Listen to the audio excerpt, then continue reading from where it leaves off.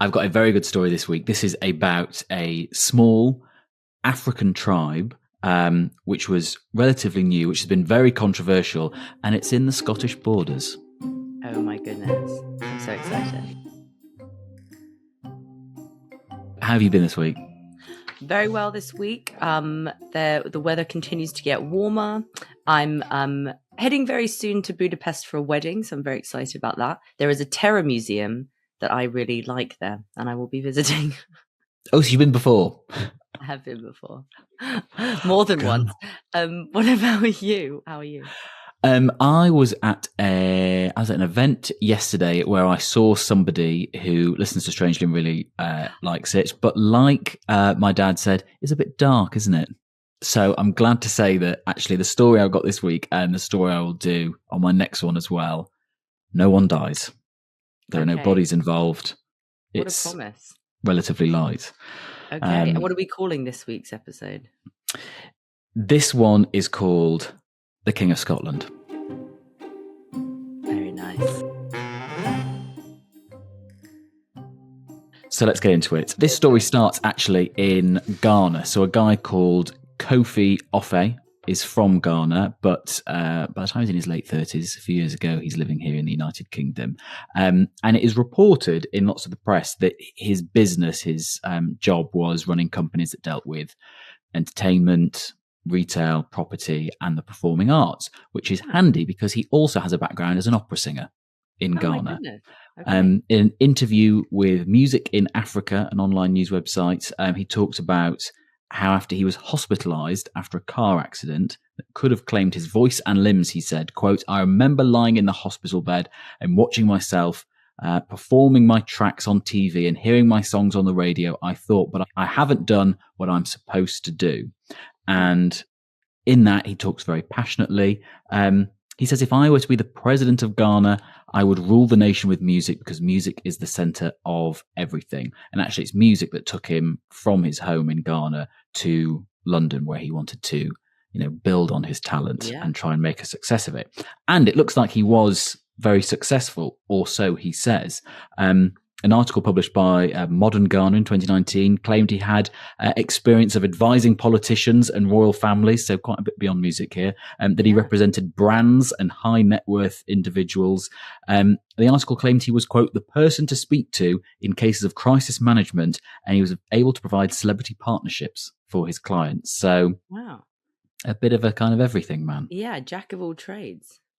And it's in the UK that he meets his wife, Jean. She was born in Zimbabwe. Handley, for our purposes, has a blog. So that's been quite a good insight.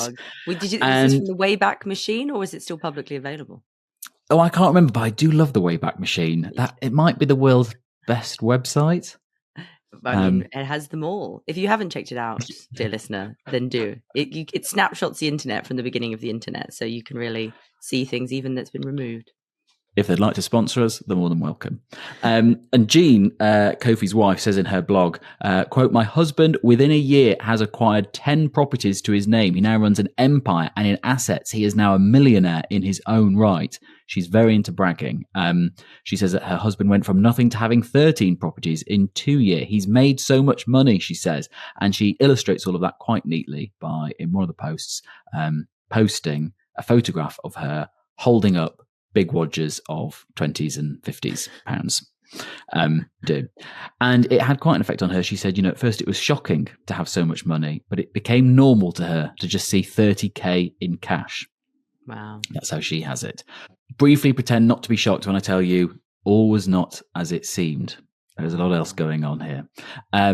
If you look up some of the businesses that he ran, you can see that a lot of them have actually been struck off the register within a few years. The Scottish Sun did quite a bit of work on this. They found Northern Bridge Limited, which was dissolved in 2023, compulsory strike-off. Look Gold Limited is registered in August 2020, says he was a marketer. It was struck off the register in 2022. Black British Entertainment Limited, along with Jean, was incorporated in 2017, struck off in 2019. So not quite as successful as the Wadges of Cash posted on the blog might suggest. Jean has a number of children. she says online. She refers to them, but they've been taken away by social services, and she's posting quite a bit on this online, being very angry and, you know, saying her children were kidnapped and things like that. This even gets to the point where in 2024, Kofi and Jean appeared in court on charges of child cruelty, charges which were eventually dropped.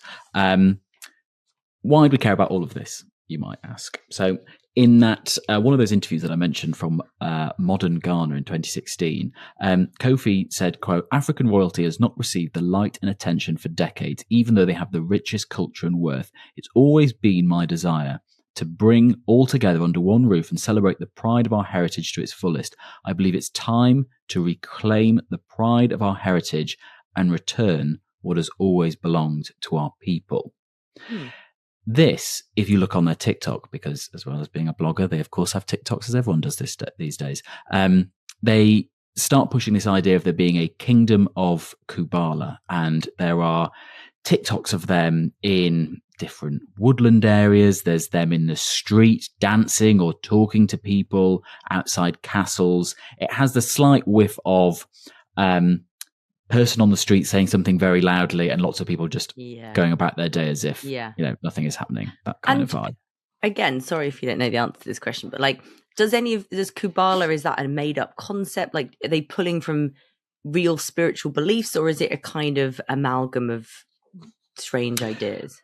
So their thing is that they are reclaiming land which was stolen from them. They said that Queen Elizabeth I ejected black Jacobites from this land in the border area of Scotland, where they are at this point. Any history buffs would know that the Jacobites came long after Elizabeth I. That definitely wasn't the case, although it was the case that Queen Elizabeth I did declare proclamations trying to expel black people. They were used as scapegoats for lots of things that were going wrong. And they really do try and set up this kingdom. They head to some woodland in the Scottish borders. If you don't know, it's a lovely part of the world. Think of the sort of central belt of Glasgow, Edinburgh. We're just south and to the east of there. And they end up in Jedburgh, where if you go, you'll see one of the many homes that Mary Queen of Scots lived in. And it's there in this woodland that they set up this kingdom. This is spring 2025. So very recently.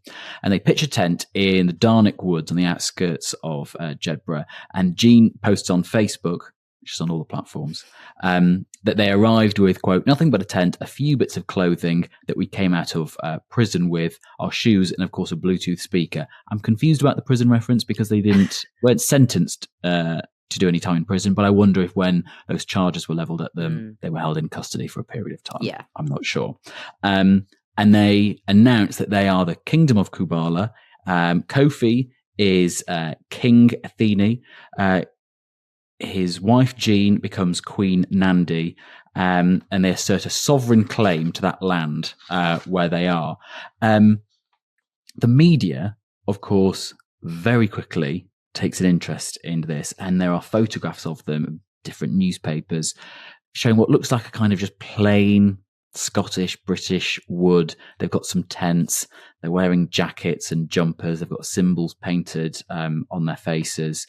Some elements of what look like African jewelry or clothing, but also a lot of camping chairs and little stoves and the odd bits of sort of, white goods dotted around. And they look in the pictures intensely serious. You can see them if photographers there taking a photo of them, they are staring right down the barrel. In other words, it's not a prank, it's not like a joke, it's like they really believe this and it's a serious endeavor. It makes me think immediately, Luke, of Folie à Deux, which I know I'm probably absolutely butchering, but it's one thing for one person to live in a delusion and pursue it, but when you have two people, it's like they manage to egg each other on, but it also almost gives a sense of authenticity to it, because as soon as at least one person's verifying it, it kind of maybe verifies it to themselves and maybe to others. So it has a bigger risk factor in terms of recruitment of others to those beliefs. So that's my initial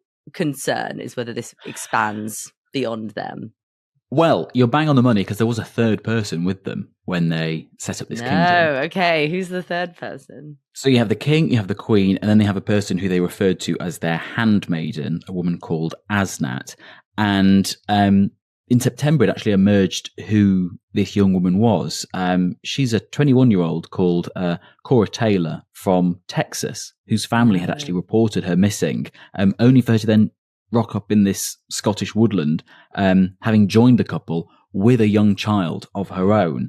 And, there's quite a strange video posted online by them showing Kofi, the king, saying he owns her and boasting, "I bought you at a price," and then she swears allegiance to her masters. Sky News actually managed to speak to her mother in Texas about all of this, and she was pleading with authorities to actually go and help her daughter, she said, so they could be reunited. She said that they had some family dispute following COVID, and that what she called a cult had then groomed her daughter when she was just 19, and they bought her a ticket to take her to the UK. Quote, "They utilised the fact she was angry to encourage her to get away. They used the fact she was penniless. They utilised the funds that they had at their disposal to send for her. They made that happen. I know so. She's totally brainwashed. This is a cult." The daughter, for her part, speaking to the media, now in these woodlands in Scotland, said she wasn't coerced. She said, "Others are not my concern. People who care about my best interests know why I'm here." And she said, "The only things that matter are the camp, the trees, the creepy crawlies." When she was asked about how she'd actually managed to get there, as a relatively cash-strapped teenager, she said she'd fled a rough background and had arrived via, quote, "a divine form of transport." Maybe economy Jetstar. What is it? JetBlue holiday. One other deviation, but I'm always really interested in the issue of cults for families, because if someone is choosing to be there, even if you feel it's because they've been brainwashed, there is nothing authorities can do. Sometimes families beg people to go into cults and extract their children, but as long as they're a consenting adult, there's very little that authorities can do. And there's whole kind of enterprises that exist here that help you de-radicalize and de-brainwash someone, like programs you can follow, because families are on this awkward thing where they'll say you can't puncture it too much, even if they've left or they're coming to visit you. You can't push too hard. The de-brainwashing has to happen in a very particular way. Otherwise, you're just going to push them further into the cult. So it's like really hard for families, because you must just be wanting to shake them and say, this is nonsense, but you can't, and there's nothing that police could do. Kofi, King, and Jean, Queen, responded to this as well when asked, and Yaman said, "This is the kingdom. Brainwashing is the best thing to ever happen to a man if it's coming from the right source. Everyone's brain needs to be washed by righteousness." He also said, "I am the king of Kubala, and all nations belong to me. Everyone you see bows before me because I am the chosen one. They are not coerced. They are called." But interesting point you make there about, well, what can a concerned family member or the authorities do if they aren't actually breaking any law? Well, property laws came into play at this point, because this was, in the eyes of the local council and the authorities at B, not the kingdom of Kubala.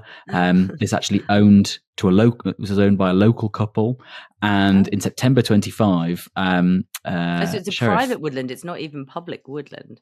Exactly. Oh my goodness. So a sheriff from Jedburgh Sheriff Court issued a warrant for their removal on the basis of no right to title, because they had ignored already lots of eviction notices. Of course, them being very online, such is the way, all of this was on their TikTok. "You don't own the land. You've no right or title to be here. So in court, they're going to ask for a warrant to remove yourselves and your effects." Nothing to say? Our God reigns supreme. The land has been given to us by Yahweh. Oh dear. He's such a cliche kind of council member, isn't he? No nonsense, rain jacket, sheaf of papers. Yeah, exactly. Kind of maybe a little bit perturbed and amused all at once. Yes, very, very, yeah. But they got around this. They sort of improvised after getting that eviction notice. They moved their campsite over the fence to an adjacent plot, which was actually owned by Scottish Borders Council. So they got around that particular hurdle then. They'd relocated a matter of feet. But with already this opening stew sheet, you've got even more media interest. Members of the public, media, online influencers were heading there. You had news organisations rocking up. LBC interviewed them, the radio station. Sky News went there and interviewed the king and queen sitting around their campfire. And it seems like they were themselves slightly loving the attention. I mean, they were very critical of it, but they were constantly posting about it. On their TikTok, you can see them showing hard copies of an edition of The Times or of the Scottish Sun or Mail Online. And they're on the front of at least a couple of those because, if you're a newspaper editor, it's a great picture story, the sight of them in this woods.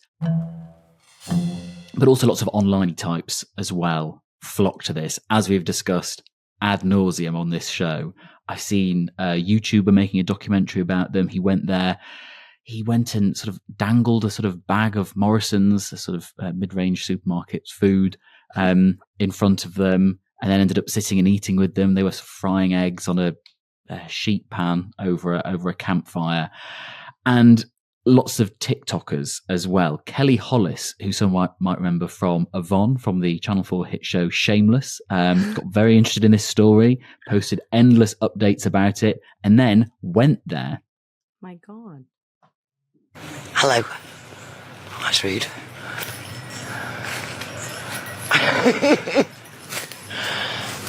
Just so you know, I'm not intimidated. Hello. Oh, death stare. Hello. Sorry. Thank you. Yeah. Wow, they're filming them. Yeah, it all seems quite tense. And increasingly, when you go through lots of the social media that was there, it does get quite angry. There were some videos of some locals there arguing with them. All the time you can hear the actual kingdom chatting about how there's a Getty photographer just over there, or there's a man from the Sun newspaper who's rocked up as well. But the authorities, it was clear something needed to happen. So a different sheriff from a different sheriff court in Scotland granted the immediate eviction of the trio and ordered them to pay court costs. Would it surprise you to hear that no one from the Kingdom of Kubala attended that hearing? And even though that there was a sort of ruling that banned them from entering the area, they ignored it. In fact, the King, Kofi, said, quote, "I was born to destroy Levanthian, hence I am not afraid of cockroaches who come to my room looking for breadcrumbs." But he knows how to give a statement, doesn't he? The drama, the flair. Yeah, well, that's why all the press are there, clearly. But this all comes to a head on the 2nd of October 2025 at 8 a.m. A convoy of police, sheriff's officers and immigration officials swoop into the woods. We can bring you pictures here on Sky News of a number of individuals being led out of these woods and towards vans. It is an extraordinary moment in something that has been lasting over 6 months now, that has consumed the consciousness of the community here in the Scottish borders. So they're led away from the site. But again, they are posting about all of this themselves. My king, yes. Kubala is strong, okay? I know Kubala is strong. Yeah, let's go. Let's head over that way, all right? Let's go see Handmaiden over here. Okay? Let's keep going that way.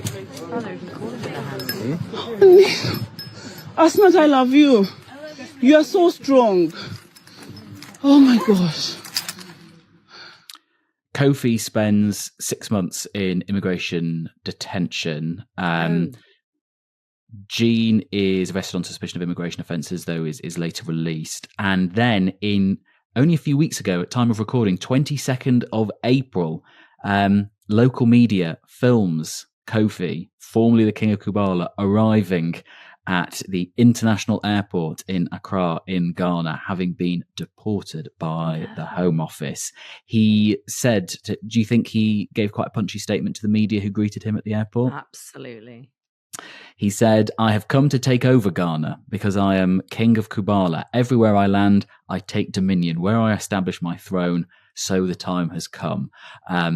but they were not missed in Jedburgh in Scotland. A local councillor, Scott Hamilton, who's deputy leader of Scottish Borders Council, said, "When we reflect on what actually happened in Jedburgh, I don't think we can ever make sense of it. They were a group who were filled with so much hatred. They caused so much aggravation in the community. Thank goodness we finally got rid of them." The other two, the Texan still hasn't gone home. Oh. You go on the TikTok, they are in an apartment somewhere, still having occasional scrapes with police, which they document on their TikTok, but their woodland kingdom, short-lived as it was, is no more. Wow. That is an amazing story. And, you know, I think I'd seen like one little image somewhere in the press, but I didn't know any of the wider tale. And I didn't realize how hostile the community felt towards them in a way, because some ways you think they were in a wood, but presumably if they were having Morrison's, when not delivered, they must have had to integrate in the sense of going into town, and it probably gets people's goat when someone's saying they're a king and a god and so forth. So, you know, it's gonna. But there's some of the videos of them with some locals who appear in the woodland. I mean, it does get quite spicy and combative. Yeah. And there just seems to be so many people constantly around. There's only 3 of them, but there's always, in lots of these videos, there's always someone, be it a member of the press or a YouTuber or someone there for their TikTok, just like lingering around. It became such a fascinating place to be. But, who knows what was going through their head, whether they believe any of this stuff. I mean, are they just not well? I mean, who knows? So many question marks over it. I hope the child is okay that came with her from Texas. Presumably that child has been taken into care or something, but it's a very dark idea. The allusion to a handmaiden as well. One can only think of the kind of Margaret Atwood book and the idea of a kind of concubine or someone being used in order to procreate. It's all, you know, it's like there's a funny side and then there's like a quite dark side. So as much as you said, 100%.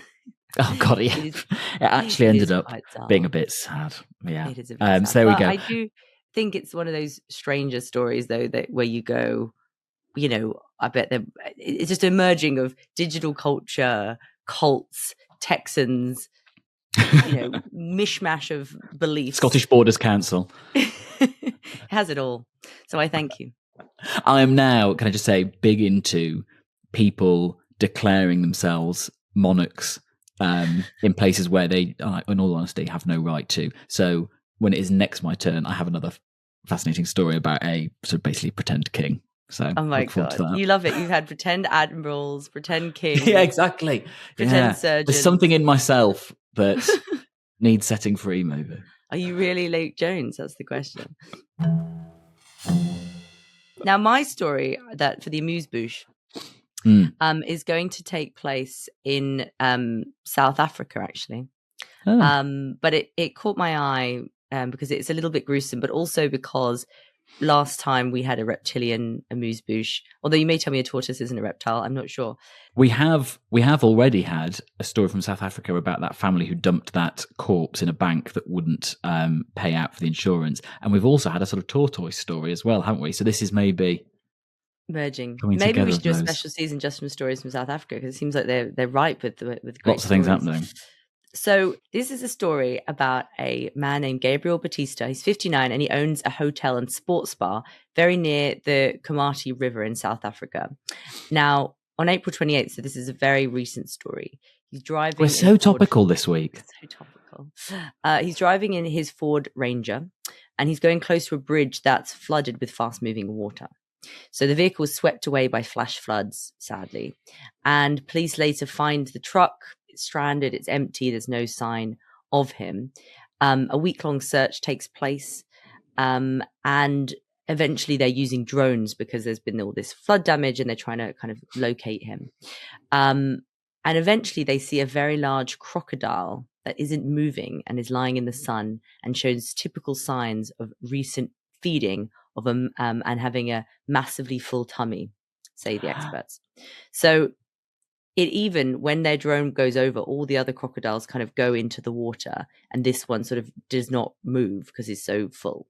This reminds me of a good friend of mine still has a little, I'm going to say border terrier. And I can remember when we were much younger, it was someone's birthday and someone left this big chocolate cake on the table. And then when we came outside, I think like a third of the chocolate cake was gone, but on the table next to it was this border terrier, like on its side, enormous inflated stomach. I mean, I know dogs shouldn't have chocolate, and that was an awful thing to happen. But it just looked like comedy full. It was immediately obvious that dog has just eaten all of that cake. Did he have his stomach pumped, or was he okay? It was okay, actually. No See, my vet dog's also intervention got needed. chocolate cake and then did have to have intervention. So the detectives conclude that might be sadly where Gabriel has ended up. So they now have to get this particular crocodile out of the river, in a river surrounded by crocodiles. So there's a man named Captain Johan Pottegita, but they call him Potty, and he volunteers to be lowered from a helicopter directly into the water. And he said, I quote, "There were 2 crocs nearby watching us as I slipped the harness around the waist of the..." Oh, I'm sorry. I didn't actually realize this. The crocodile was dead. So when it didn't move, it's not because it was so full. It must have died from the consumption, which I'm not sure why. I suppose maybe that's not good for them. I don't know. They should learn that. We've all eaten too much. I know that we feeling. have, and it can end badly. So there were 2 crocs nearby watching as I slipped the harness around the waist of the dead crocodile and secured it under the front legs and tightened the strap. Then I signaled to the chopper, and it took me straight up, leaving a lot of big crocodiles behind. And then we flew to a landing zone to open the croc up. Oh no, I know how this ends. I think I know. I mean, I haven't seen yet. Go on. So they take it to Kruger National Park and they cut him open. And inside they find human remains, including limbs and a partial rib cage and a distinctive ring believed to belong to Gabriel Batista. Now, this is kind of the further twist, though. So they think, okay, this poor man has been in a flooded situation in the car. A crocodile has taken his chance and eaten him. But they find 6 pairs of shoes. And according to Captain Potty, among them were children's shoes. And since crocodiles cannot digest plastic, the shoes had accumulated over time. Maybe that was why the crocodile had died. And it raised fear that the crocodile had been killing people along that river for years. And I thought you were going to say they were going to open the crocodile and your man was in there still alive. And what an amazing... Luke, this isn't a children's book. You can't survive being eaten by a crocodile. Like a sort of, is that in one of the Roald Dahl stories? I can't remember. But so that's where I thought this was going. I mean, yeah. I'm sorry. No, it's not like that. It's actually really horrible. So the twist of them finding the children's shoes kind of raised this question of, you know, they did a lot of searches for this local businessman, but like, is it possible that multiple people have gone missing and they've not investigated? Now, the hope is that in fact, the crocodile's just eaten the shoes or partial clothing and that there's no more remains, but they're going to be doing DNA testing to find out if this singular crocodile has been responsible as a kind of mass murderer, serial killer of people along that river. So stay tuned for what happens. But I was very struck by the image of this helicopter, this beached crocodile, and the multiple people's worth of stuff inside. There is if you were to write a film of that, it would be that they were investigating a serial killer and were trying to find all these clues and what's happening. And then the reveal would be, actually, it was hiding in plain sight. It was the crocodile. Netflix, if you're listening, we are happy to work in the writer's room. We're there for you. Strangely, at audioalways.com is how you can send us your pictures, Netflix, if you'd like to hear that. But also, if you listening, if you want to send us any amuse-bouches, if you want to tell us how much you love the podcast, that's the email as well, strangely at audioalways.com. We would love to read your Strangely stories. We would love it if you had ideas for the main story. And thank you guys so much for listening and all your lovely comments. See you soon. See you soon.